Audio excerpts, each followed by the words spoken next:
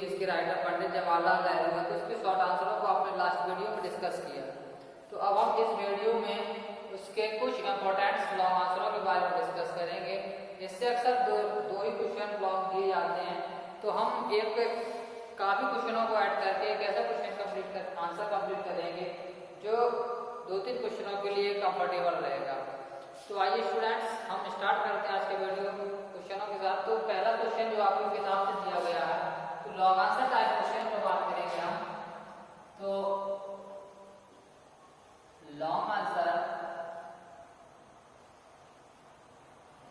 Type question, long answer type question about 60 word. Student, तो हमें लगभग जो लॉन्ग आंसर है उसका लगभग हमें जवाब कितने शब्दों में देना, 60 शब्दों में देना। ये हम पहले भी अब आपको कई बार बता चुके हैं कि जब भी 60 वर्ड लिखा जाता है तो इसको मतलब मीनिंग्स काउंटिंग की जाती है, ना कि आर्टिकल और प्रपोजिशन। तो क्वेश्चन 80 से 90 वर्ड का भी हो सकता है। तो चलिए क्वेश्चन नंबर फर्स्ट आपको दिया गया है, वो दिया गया है तो white Nehru Kalidas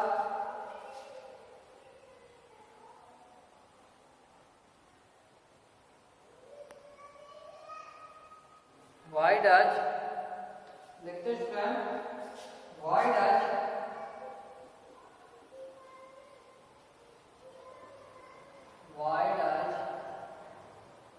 Nehru call the Ganga the river of India, call the Ganga the river of India?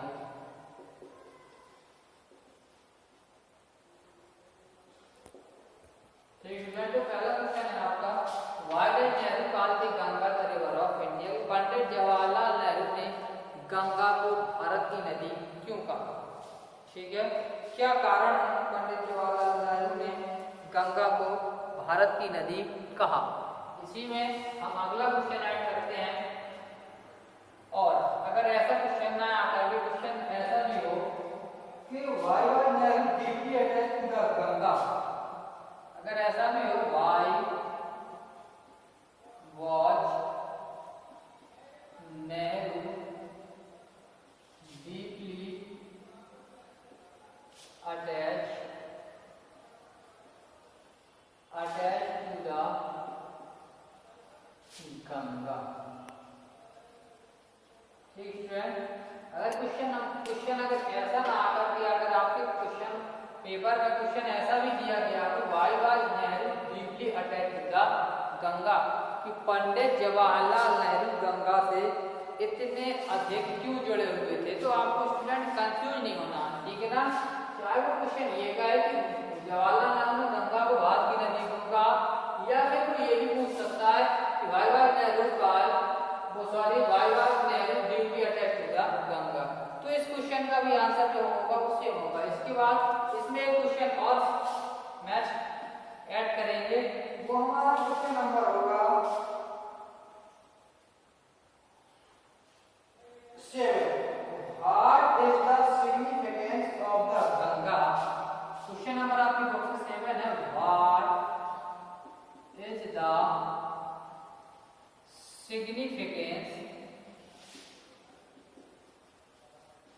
significance of the Ganga, significance of the Ganga for Nehru and for India, for Nehru for India। ठीक है students, तो हमारा ये भी question देख लेते हैं। They are what is the significance? Significance कहलाता महत्व, ठीक है ना। सिग्निफिकेंस मींस क्या कहलाता है? महत्व की क्या महत्व है ऑफ द गंगा माने का, गंगा का क्या महत्व है फॉर नेहरू के लिए और इंडिया माने और भारत के लिए, ठीक है ना। भारत के लिए और नेहरू के लिए गंगा नदी का क्या महत्व है? तो जो आंसर होगा इन तीनों क्वेश्चनों से रिलेटेड होगा। अगर इन तीनों में से कोई भी क्वेश्चन आपके अगर बोर्ड पेपर में, बोर्ड एग्जाम में मिल जाता है आपको क्वेश्चन पेपर में, तो आपको कंफ्यूज नहीं होना है। जो आंसर मैं आपको लिखवा रहा हूँ इसी आंसर को आपको लर्न करके और आपने पेपर पर बिल्कुल विथ कॉन्फिडेंस से लिख देना है। किसी प्रकार की डाउट नहीं करना है कि हमारा ये क्वेश्चन तो लिखा ही नहीं है, ऐसा क्वेश्चन तो हमें सर ने पढ़ाया ही नहीं है, तो कोई कंफ्यूजन नहीं होना है। इन तीनों क्वेश्चनों को आप गौर से देख लीजिए, इन्हें समझ लीजिए। इसके बाद हम बात करते हैं, बढ़ते हैं आगे आंसर की तरफ। तो हमारा आंसर जो होगा इन तीनों क्वेश्चनों से मैचिंग करता हुआ चलेगा, क्योंकि मैं आंसर लिखवाने के बाद आपको इसको हिंदी ट्रांसलेट करके बताऊंगा, तो आपको इन क्वेश्चनों से रिलेटेड फैक्ट जो आपको मिलेंगे वो आंसर में मिलेंगे, ठीक है। तो आपका कंफ्यूजन जो भी होगा वो बाद में दूर कर दूंगा। तो चलिए अब आंसर स्टार्ट करते हैं। तो आंसर स्टार्ट करते हैं, तो पहले मुझे आंसर लिखने से पहले स्पेस थोड़ा सा पड़ जाएगा, इसलिए तीनों क्वेश्चनों को आपने समझ लिया होगा, तो इन क्वेश्चनों को मैं इरेज कर देता हूँ और इन तीनों क्वेश्चनों के बाद आंसर को स्टार्टिंग करूंगा। तो आपने क्वेश्चनों को अच्छी तरीके से समझ लिया, मैंने इसको आपको हिंदी बता दिया कि क्वेश्चन में पूछा क्या जा रहा है। सबसे इम्पोर्टेंट ये होता है कि हमें सबसे पहले जानकारी होती है क्वेश्चन क्या पूछ रहा है और हमें जवाब क्या देना है। कई बार हम ऐसा करते हैं क्वेश्चन कुछ और पूछता है और हम आंसर कुछ और दे आते हैं, कंफ्यूजन की वजह से। जब हमें उसका सही आंसर पता होता है लेकिन फिर भी हम समझ नहीं पाते क्वेश्चन पूछ क्या रहा हमसे, और हमें याद किए हुए आंसर को भी दूसरी जगह पर सेटल कराते हैं और ये हम गलती कर बैठते हैं। तो चलिए अब आंसर लिखते हैं। तो आंसर लिखिएगा, Ganga meant a lot to the Jawaharlal Nehru. The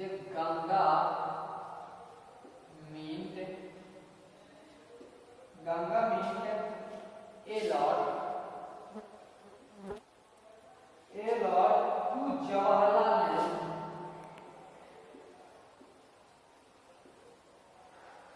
Jawaharlal Nehru.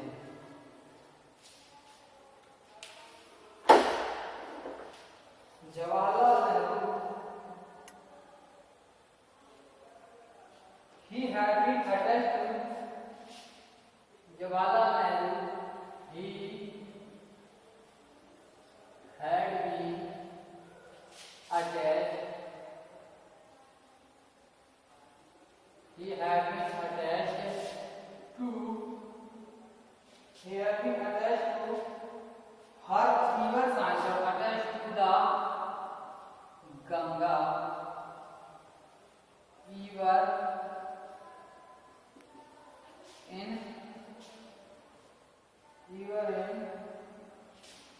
since ever since his childhood.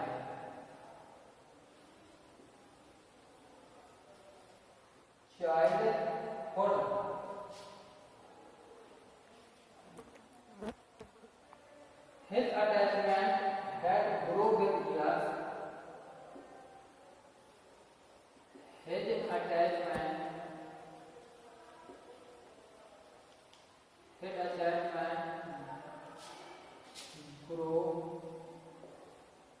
grew up.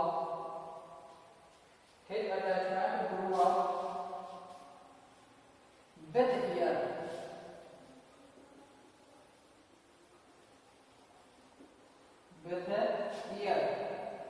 He had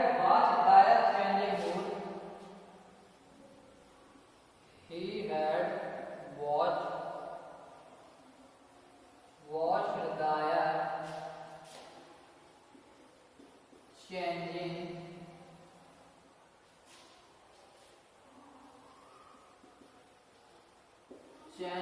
mood. He had watched their changing mood with the change of season. With the change of season.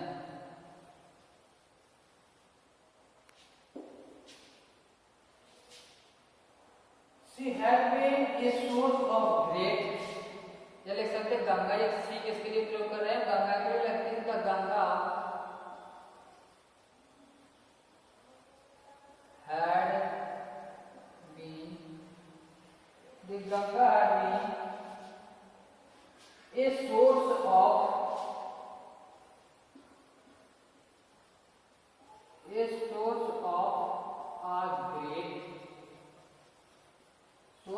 a great inspiration.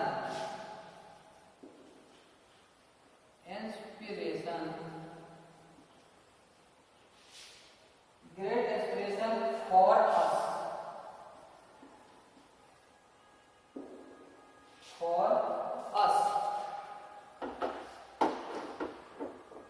Great inspiration for us.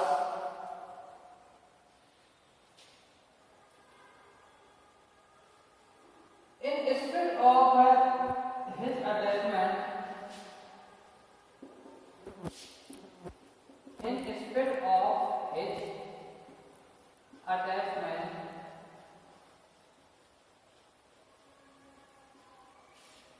his attachment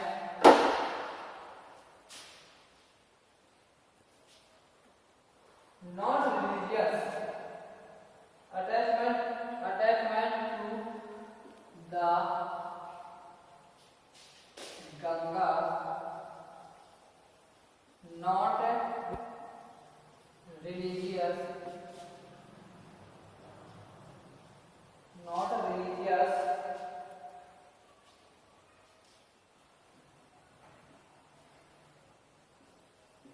P.T. Nehru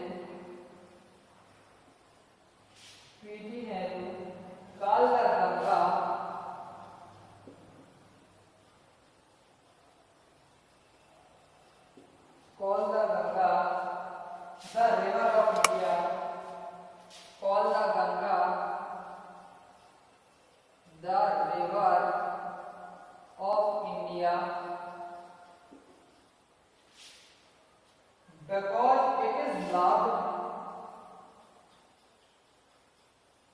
because it is loved. Because it is loved. Her people.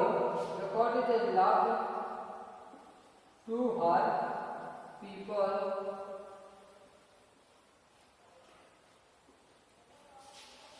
The songs of India's victory. The songs of India victory.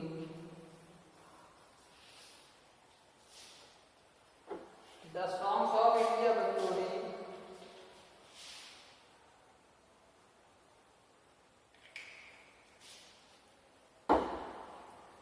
The songs of India victory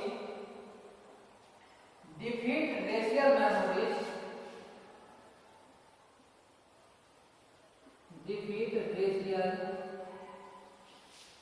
memories.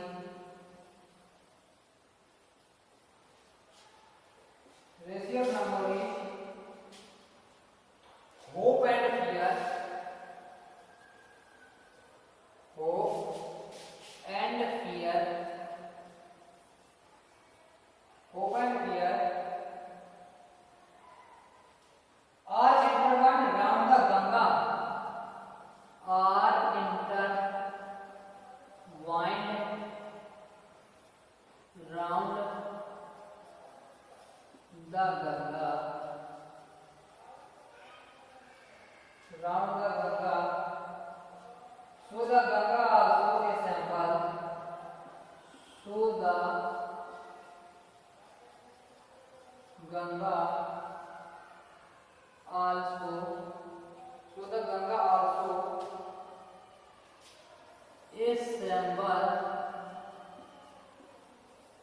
Also is symbol of India is long culture and civilization. Symbol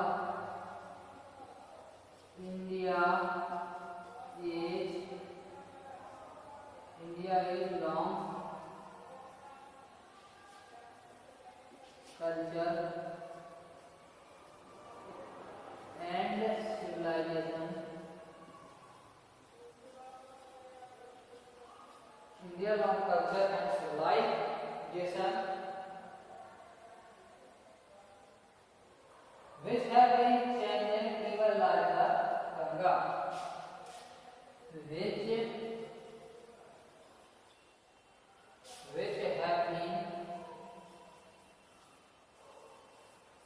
which have been changing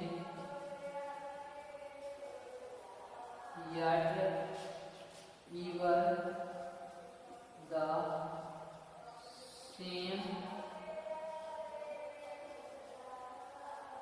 Ganga. तो ये student आपका long answer होगा।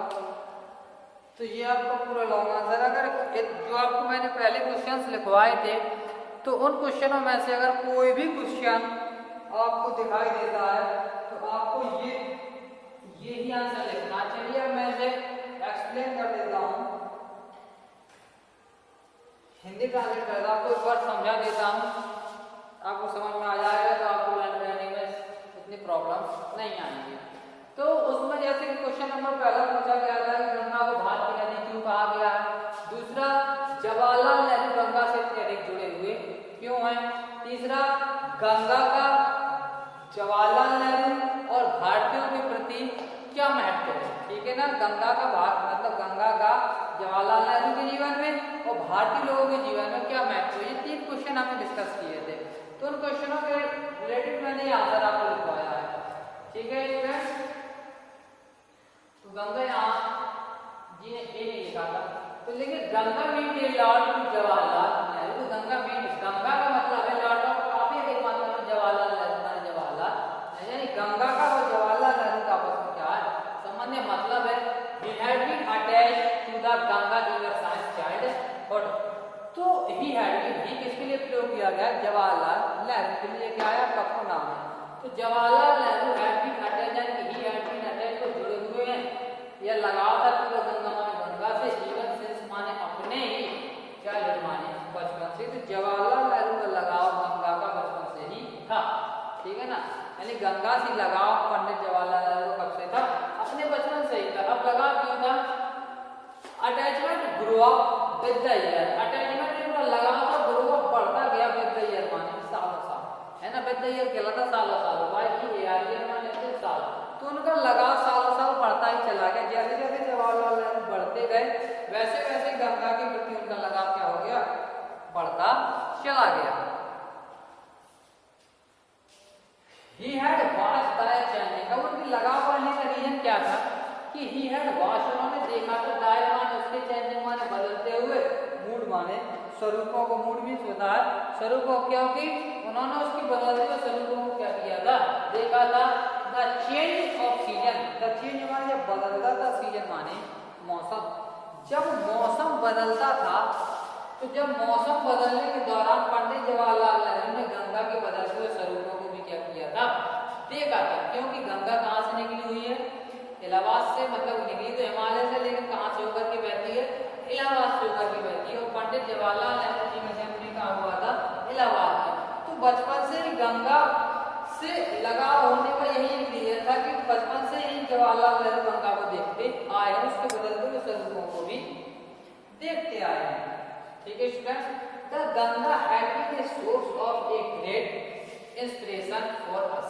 तो गंगा, जो गंगा नदी है, had been a source, एक साधन बन गई है, ऑफ ए ग्रेट माने महान, इंस्पिरेशन माने प्रभाव का, फॉर अस माने हमारे लिए, हमारे लिए यानी हम सबके लिए, पूरे भारतीय लोगों के लिए गंगा एक महानता का एक स्रोत बन गई है ना, जिससे हम क्या होते हैं, प्रभावित होते हैं। इंस्पिरेशन माने होता है प्रभावित हो जाना। ठीक है ना, किसी से संबंध रखते हुए, मतलब जुड़ाव रखते हुए उससे प्रभावित होना। जैसे कि कभी कभी हम किसी महान पुरुष से प्रभावित हो जाते हैं, किसी अच्छे नायक से प्रभावित हो जाते हैं, तो इसलिए उसने लेखक ने कहा है कि तो ग्रेट है ना, तो एक महान स्रोत है। इंस्पिरेशन माने प्रभावित होने का, फॉर माने हमारे लिए, है तो गंगा हमारे लिए प्रभावित होने का सबसे बड़ा क्या है, महान स्रोत है। इन स्पिरिट ऑफ अटैचमेंट, यानी कि उनके लगाव से खुदा गंगा नॉट रियल, जो उनका लगाव था किसका, जवाहरलाल नेहरू का। तो जवाहरलाल नेहरू का गंगा से जो लगाव था, अटैचमेंट लगाव था, तो गंगा माने गंगा से नॉट रिलीजियस, कैसा नहीं था, धार्मिक नहीं था। तो पंडित जवाहरलाल नेहरू जी का देख बता रहा है, पंडित जवाहरलाल नेहरू जी का जो गंगा के प्रति लगाव है उसमें कोई धार्मिकता नहीं थी।